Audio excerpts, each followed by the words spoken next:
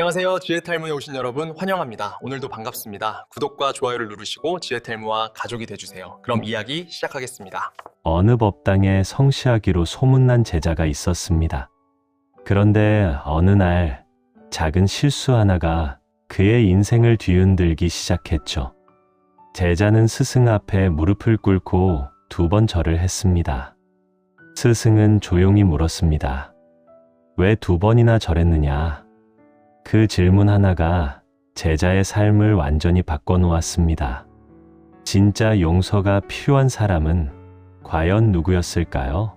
당신은 사과하면서도 마음속으로는 억울했던 적 없으신가요? 고개는 숙였지만 속으로는 내가 뭘 그렇게 잘못했다고 라며 변명을 준비했던 순간 말입니다. 저도 그랬습니다.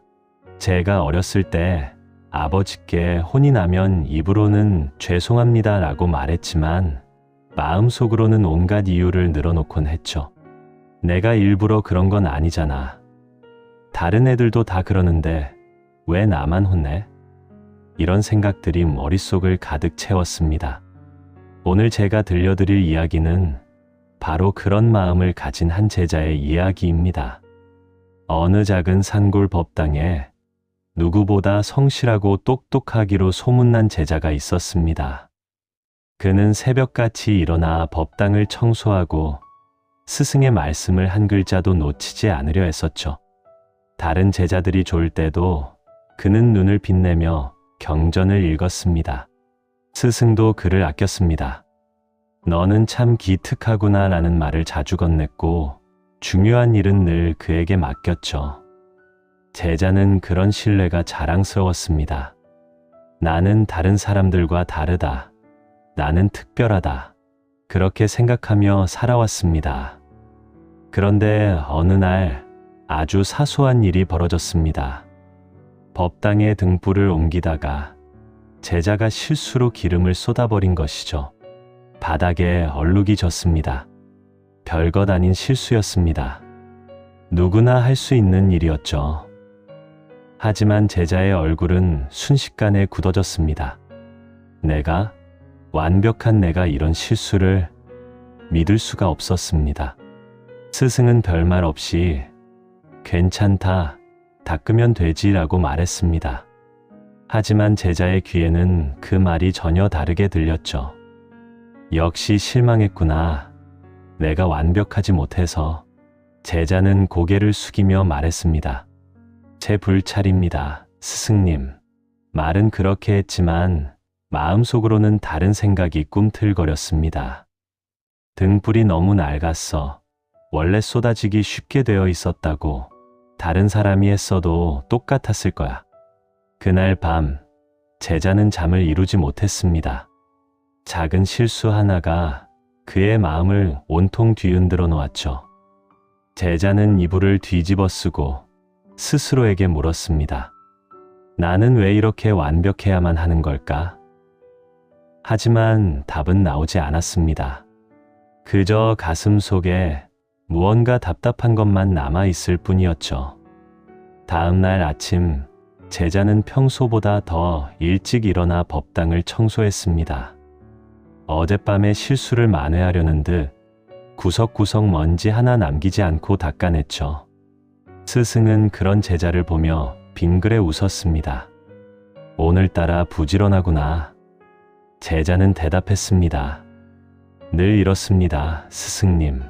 하지만 그 말에는 버릇없는 말투와 어딘가 억지로 꾸며낸 듯한 느낌이 배어 있었습니다.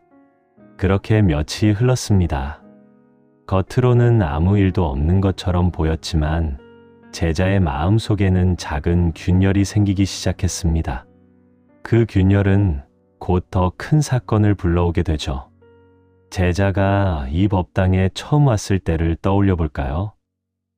그때 그는 16살, 세상 물정 하나 모르는 순수한 소년이었습니다. 부모님은 그를 스승에게 맡기며 말했죠. 이 아이가 바른 길을 걷게 해주십시오. 스승은 소년의 맑은 눈을 보며 고개를 끄덕였습니다. 걱정 마십시오. 잘 가르치겠습니다. 처음 몇 해는 정말 평온했습니다. 제자는 매일 새벽 종소리와 함께 일어나 냉수로 세수를 하고 법당으로 향했죠. 스승의 가르침은 언제나 따뜻했고 다른 제자들과의 관계도 원만했습니다. 함께 밥을 먹고 함께 경전을 읽고 함께 웃으며 살았죠. 그때만 해도 제자는 자신이 이렇게까지 완벽해야 한다는 생각을 하지 않았습니다. 그저 하루하루 최선을 다하면 그뿐이었죠. 하지만 시간이 지나며 무언가가 달라지기 시작했습니다. 스승이 중요한 일을 맡길 때마다 역시 너밖에 없구나 라는 말을 듣게 되었죠. 처음엔 기분 좋은 칭찬이었습니다. 하지만 그 칭찬이 반복되면서 제자의 마음속에는 이상한 부담이 생겼습니다. 나는 항상 잘해야 해. 실수하면 안 돼. 그 생각이 점점 커져갔죠. 칭찬받기 위해 시작한 일이 어느새 칭찬받지 못할까 두려워하게 되는 순간이죠. 제자도 바로 그 함정에 빠져들고 있었습니다. 그러던 어느 날 작은 사건이 터졌습니다. 앞서 말씀드린 등불 사건이었죠. 기름을 쏟은 것 자체는 정말 사소한 일이었습니다. 바닥을 닦으면 되는 일, 5분이면 해결되는 일이었죠. 하지만 제자에게는 그것이 엄청난 실패처럼 느껴졌습니다. 나는 완벽했는데 이제 그 완벽함에 금이 갔어. 제자는 그렇게 생각했습니다. 스승이 괜찮다고 말했지만 그 말이 오히려 더 마음을 무겁게 만들었죠. 괜찮다고 하시지만 실망하셨을 거야. 제자는 스스로를 채찍질했습니다. 뭔가 완벽함에 사로잡힌 사람처럼 병적으로 집착하게 되었죠. 그날 저녁 제자는 홀로 법당에 남아 기도했습니다. 제가 더 조심하겠습니다. 다시는 이런 실수하지 않겠습니다. 하지만 그 기도 속에는 진정한 반성이 아니라 두려움이 담겨 있었죠. 실수 자체를 반성하는 게 아니라 실수로 인해 잃을지도 모를 신뢰를 두려워했던 것입니다. 밤이 깊어졌습니다. 법당의 등불이 하나둘 꺼져갔죠. 제자는 마지막 남은 등불을 바라보며 생각했습니다. 이 등불처럼 내 마음도 언젠가 꺼지는 걸까? 그 질문에 아무도 대답해 주지 않았습니다. 어둠 속에서 제자는 혼자였습니다. 다음 날부터 제자는 더욱 조심스러워졌습니다. 모든 일을 2번, 3번 확인했죠. 등불을 옮길 때는 양손으로 꽉 잡았고 경전을 읽을 때는 한 글자 한 글자 신중하게 읽었습니다. 하지만 그럴수록 마음은 더 무거워졌죠. 완벽을 추구하면 할수록 불완전한 자신이 더 보였기 때문입니다. 어느 날 다른 제자가 물었습니다. 요즘 왜 그렇게 긴장한 것처럼 보여? 제자는 웃으며 대답했습니다. 아니야, 원래 이래. 하지만 그 웃음은 억지로 지어낸 것이었죠. 진짜 웃음이 아니었습니다. 그 순간 제자는 깨달았습니다. 나는 언제부터 이렇게 가식적으로 변했을까? 왜 별말이 아닌데 이렇게 퉁명스럽게 대답하는 걸까? 며칠 후 더 큰 일이 벌어졌습니다. 제자가 아침 예불을 준비하던 중 스승의 방 앞에 놓인 차를 엎질렀죠. 뜨거운 차가 바닥에 쏟아지며 김이 모락모락 피어올랐습니다. 제자는 순간 얼어붙었습니다. 또야, 또 실수했어. 손이 떨리기 시작했죠. 스승이 방문을 열고 나왔습니다. 바닥에 엎질러진 차를 보고 조용히 물었죠. 다치지는 않았느냐? 제자는 고개를 숙였습니다. 죄송합니다, 스승님. 제가 조심하지 못했습니다. 스승은 한숨을 쉬며 말했습니다. 괜찮다. 다시 준비하면 되지. 그리고 방으로 들어가셨죠. 제자는 그 자리에 무릎을 꿇고 앉았습니다. 엎질러진 차를 닦으면서 눈물이 핑 돌았죠. 하지만 울 수는 없었습니다. 울면 더 약해 보여. 참아야 해. 제자는 이를 악물고 바닥을 닦았습니다. 천천히 구석구석 완벽하게 말입니다.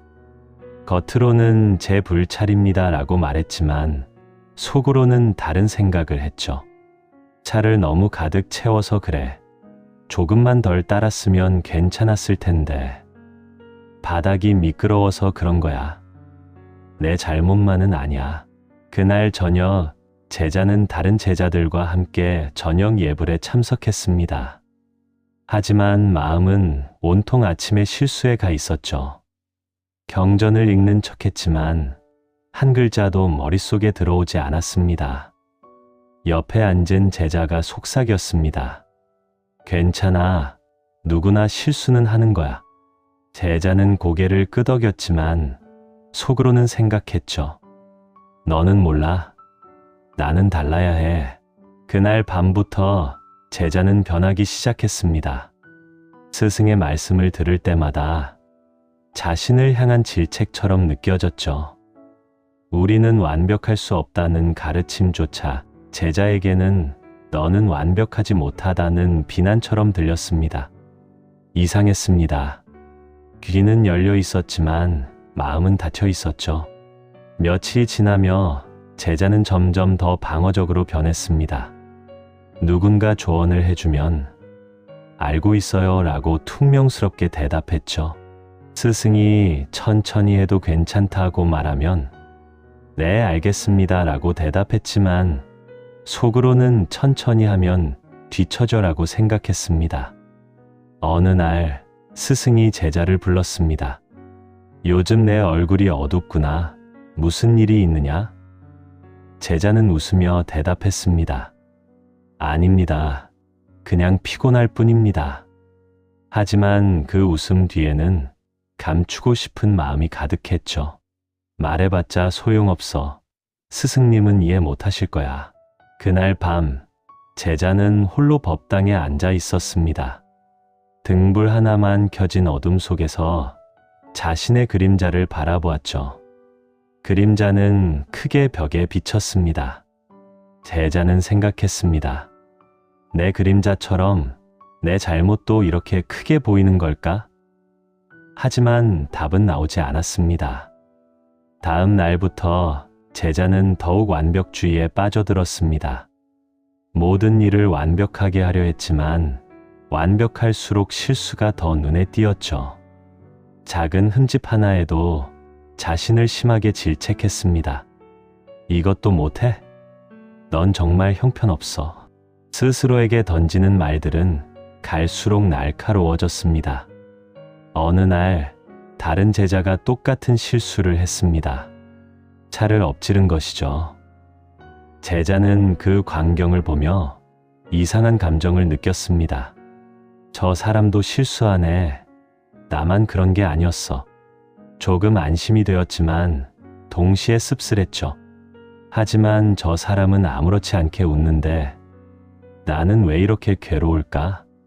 시간이 흐르며 법당 안의 분위기가 조금씩 달라지기 시작했습니다. 다른 제자들도 눈치를 채기 시작했죠. 요즘 저 사람 왜 저래? 누군가 속삭였습니다. 예전엔 안 그랬는데 요즘 너무 예민해. 또 다른 제자가 말했죠.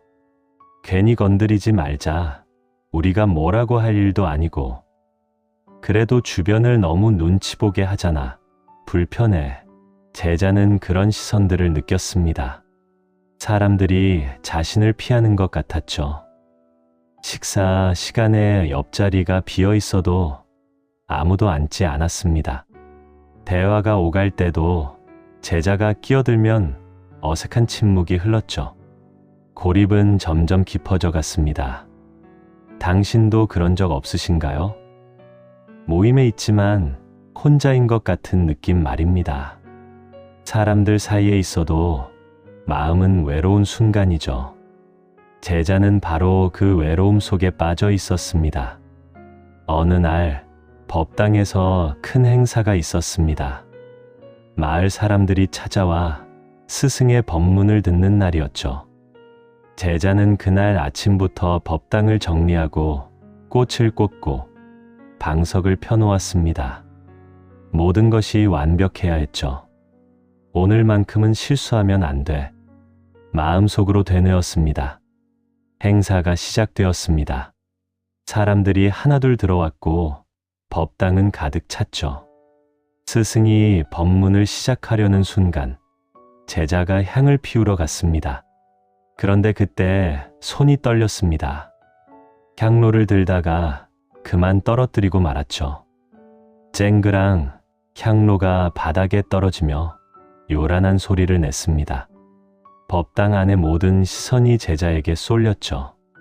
제자는 얼어붙었습니다. 얼굴이 새빨개졌고 손은 더욱 떨렸습니다. 왜 하필 지금, 왜 모두가 보는 앞에서?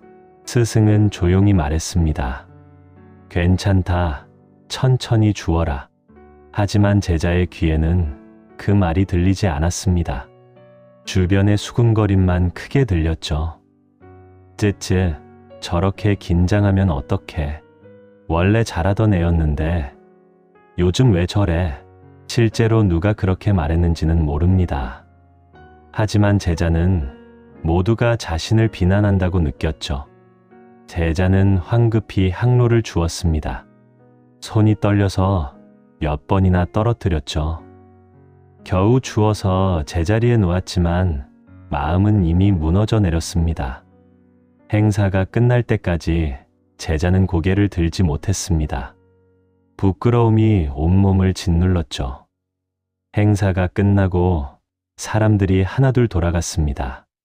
제자는 홀로 법당에 남아 바닥을 쓸었죠. 빗자루를 들고 있었지만 손은 계속 떨렸습니다. 눈물이 났지만 참았습니다. 울면 더 약해 보여. 그때 스승이 다가왔습니다. 괜찮으냐? 제자는 고개를 숙인 채 대답했습니다. 죄송합니다, 스승님. 제가 너무 긴장해서. 스승은 한숨을 쉬며 말했습니다. 긴장하지 않으려 애쓰는 것도 또 다른 긴장이란다. 제자는 그 말의 의미를 이해할 수 없었습니다. 그날 밤, 제자는 잠들지 못했습니다. 천장을 바라보며 오늘의 장면이 계속 되풀이되었죠. 향로가 떨어지는 소리, 사람들의 시선, 자신의 떨리는 손. 모든 것이 악몽처럼 느껴졌습니다. 당신이라면 그 순간을 어떻게 견뎠을까요? 모두가 지켜보는 앞에서 실수했을 때 어떻게 마음을 추스르셨나요? 제자는 추스를 수 없었습니다. 수치심이 자존심을 완전히 짓밟아 버렸죠. 다음 날 아침, 제자는 평소보다 더 일찍 일어났습니다. 어제의 실수를 만회하려는 듯 법당 구석구석을 깨끗이 닦았죠. 하지만 아무리 닦아도 마음속의 얼룩은 지워지지 않았습니다. 그 얼룩은 점점 더 커져만 갔죠.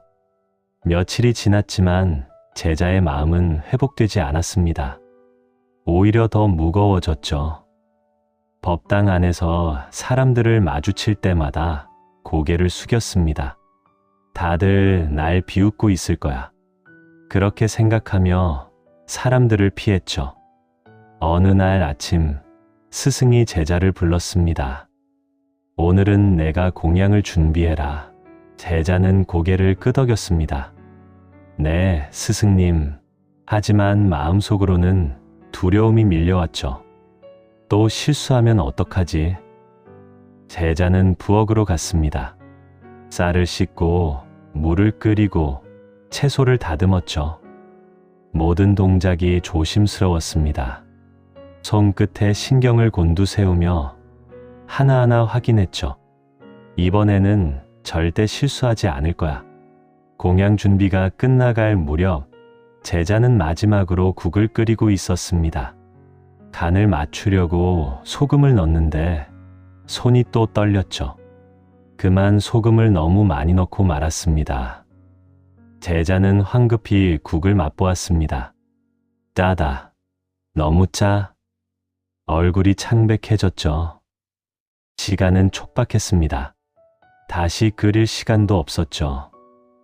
제자는 머릿속이 하얘졌습니다. 어떡하지, 어떡해. 그때 문득 생각이 떠올랐습니다. 물을 조금 더 넣으면 되잖아. 제자는 서둘러 물을 부었습니다. 하지만 너무 많이 부어서 국이 싱거워졌죠. 공양 시간이 되었습니다. 제자는 떨리는 손으로 국을 내놓았습니다. 스승이 한 숟가락 떠서 맛을 보셨죠. 표정이 굳어졌습니다. 이 국은 무슨 맛이냐? 제자는 고개를 숙였습니다. 죄송합니다, 스승님. 스승이 물었습니다. 무엇이 잘못되었느냐? 제자는 대답했습니다. 소금을 너무 많이 넣어서 물을 더 넣었습니다. 스승이 다시 물었습니다. 그래서 싱거워진 것이냐? 제자는 고개를 끄덕였습니다. 네, 스승님. 스승은 한숨을 쉬며 말했습니다. 실수는 괜찮다. 하지만 실수를 감추려다 더 큰 실수를 만드는 것은 문제가 된다. 이건 단순히 소금 문제이지만 다른 일일 때는 감추려 하다 보면 일이 더 커질 수가 있다. 실수를 두려워하지 말거라. 누구나 실수는 하되 그 실수를 인정하고 다스리면 되는 것이다. 제자는 아무 말도 할 수 없었습니다. 그 말이 가슴에 비수처럼 꽂혔죠. 공양이 끝난 후 제자는 스승 앞에 무릎을 꿇었습니다. 그리고 절을 했습니다. 한 번, 두 번, 두 번째 절을 올릴 때 제자의 마음속에는 복잡한 감정이 뒤섞였죠. 용서해 주세요라는 마음도 있었지만 동시에 내가 이렇게까지 해야 하나라는 억울함도 있었습니다. 스승은 조용히 제자를 바라보았습니다. 그리고 물었죠. 왜 두 번이나 절했느냐? 제자는 얼어붙었습니다. 두 번, 나는 두 번 절했나? 자신도 모르게 한 행동이었죠. 제자는 입을 열었지만 말이 나오지 않았습니다. 스승이 다시 물었습니다. 첫 번째 절은 누구에게 한 것이냐? 제자는 대답했습니다. 스승님께 드린 것입니다. 스승이 고개를 끄덕이며 또 물었습니다. 그렇다면 두 번째 절은? 제자는 입술을 깨물었습니다. 답을 알고 있었지만 말할 수 없었죠. 스승은 천천히 말했습니다. 두 번째 절은 내 자존심에게 한 것이 아니냐?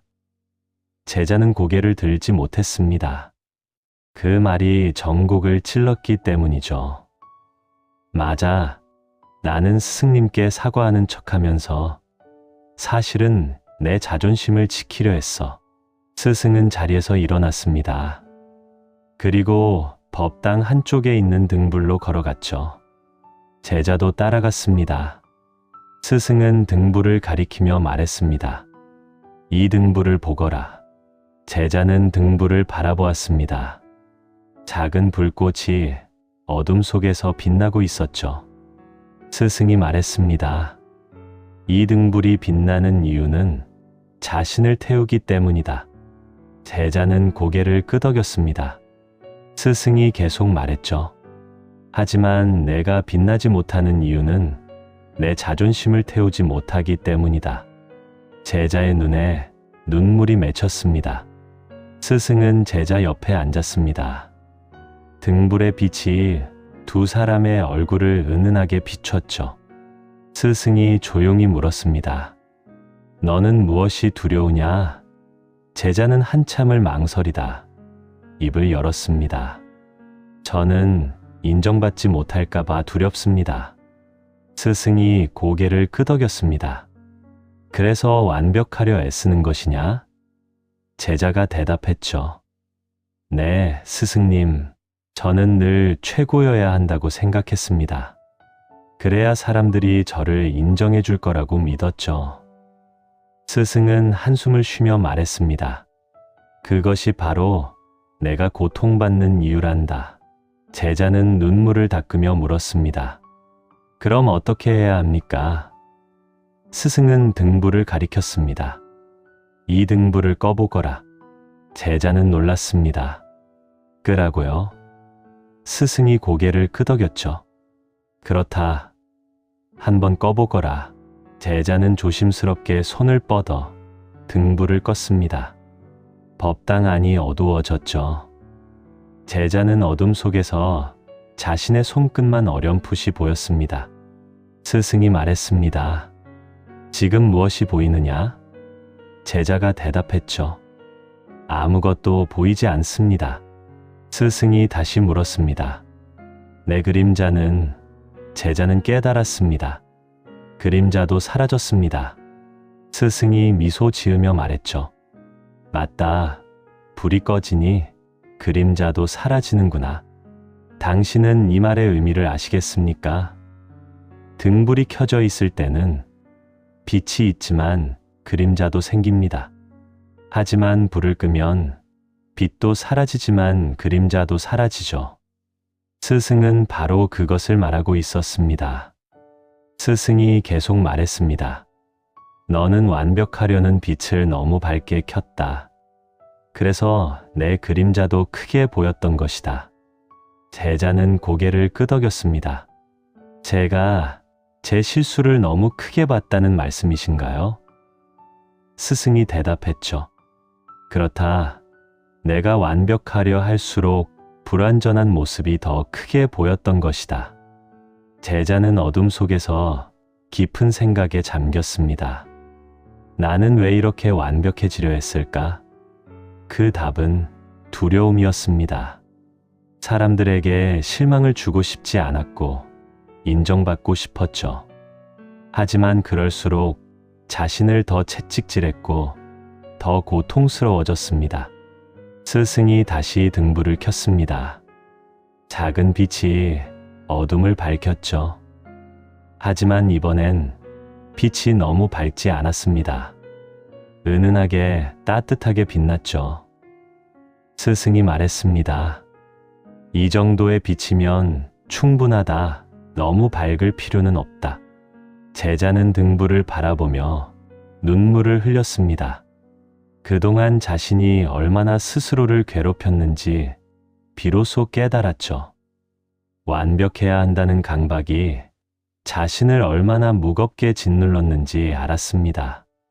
스승이 제자의 어깨에 손을 올렸습니다. 사과는 고개가 아니라 마음을 낮추는 일이다. 제자는 고개를 끄덕였습니다.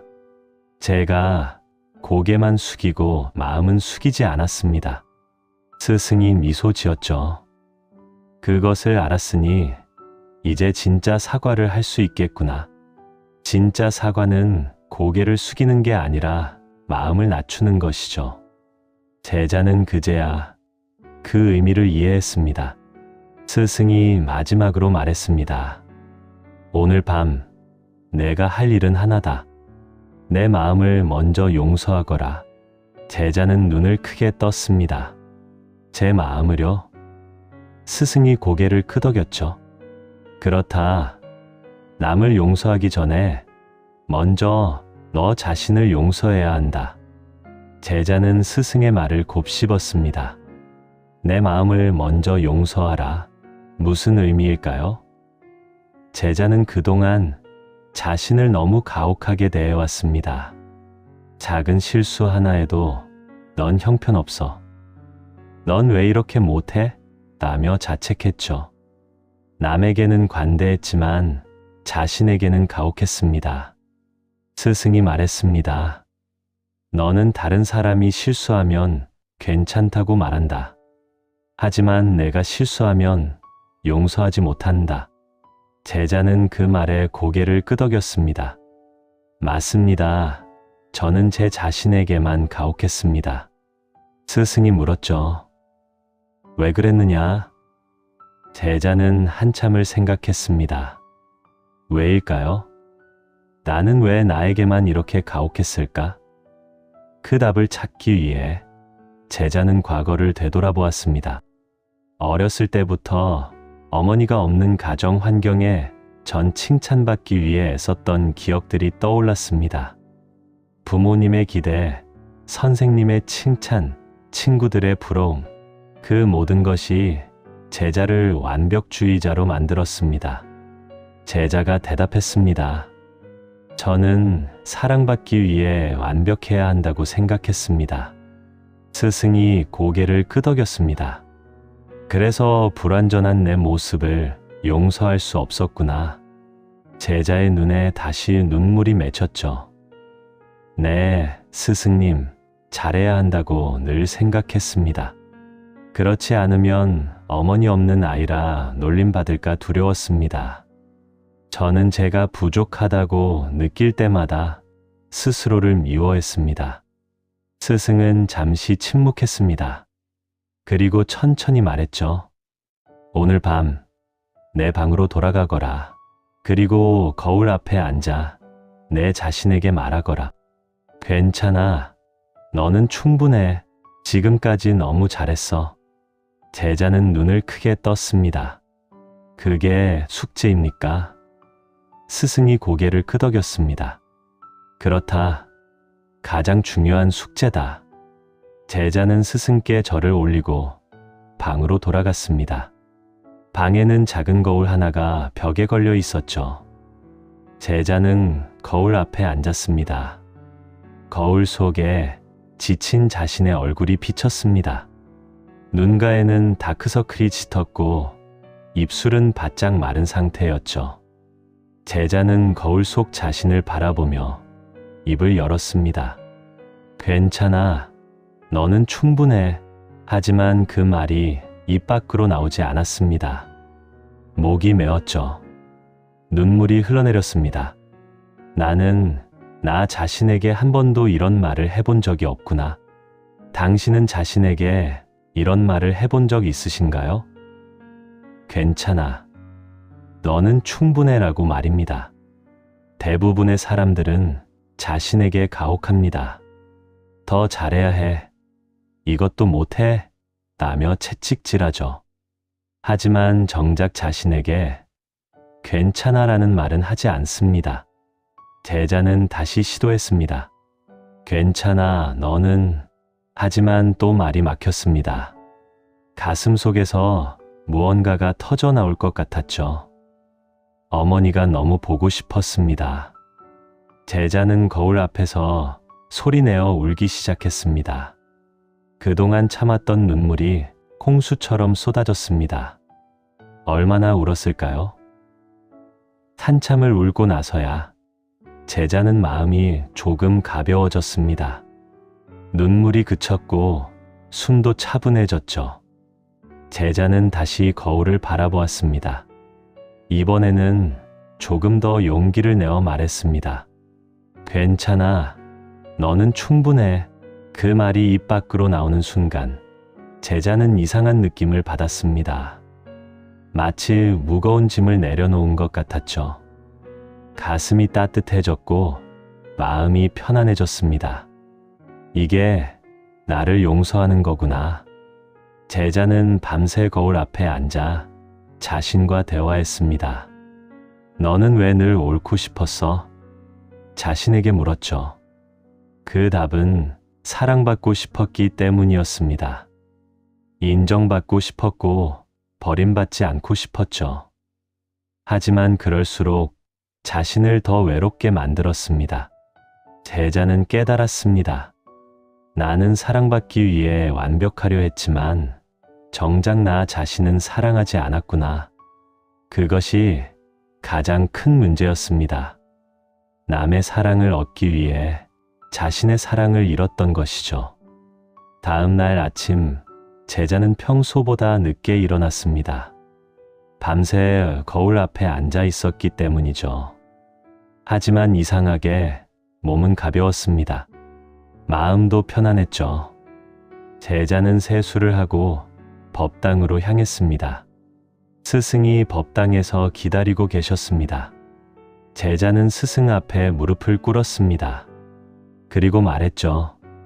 스승님, 말씀드릴 것이 있습니다. 스승이 고개를 끄덕였습니다. 말해보거라. 제자는 깊은 숨을 들이쉬고 입을 열었습니다. 저는 혼날까봐 두려웠습니다. 스승이 조용히 들었습니다. 제자가 계속 말했죠. 인정받지 못할까봐, 버림받을까봐 무서웠습니다. 그래서 완벽하려 했었고, 실수할 때마다 저 자신을 미워했습니다. 제자의 목소리가 떨렸습니다. 하지만 멈추지 않았죠. 2번 절했던 것도 진심으로 사과한 게 아니었습니다. 스승님께 용서받으려는 척하면서 사실은 제 자존심을 지키려 했습니다. 말하는 순간 눈물이 흘러내렸습니다. 스승은 아무 말 없이 제자를 바라보았습니다. 제자는 눈물을 닦으며 마지막 말을 했습니다. 어젯밤 처음으로 제 자신에게 괜찮아라고 말했습니다. 그리고 깨달았습니다. 제가 정말 용서해야 할 사람은 스승님이 아니라 저 자신이었다는 것을요. 스승이 미소 지으며 고개를 끄덕였습니다. 잘했다. 그 한마디에 제자는 더 이상 참을 수 없었습니다. 소리내어 울기 시작했죠. 그동안 쌓였던 모든 감정이 한꺼번에 터져 나왔습니다. 한참을 울고 나서 제자는 눈물을 닦았습니다. 스승이 말했습니다. 이제 진짜 사과를 할 수 있겠구나. 제자는 고개를 끄덕이며 절을 올렸습니다. 이번에는 단 한 번만 절했습니다. 말없이 진심을 담아서 말이죠. 스승은 제자를 일으켜 세웠습니다. 가거라. 이제 내 할 일을 하거라.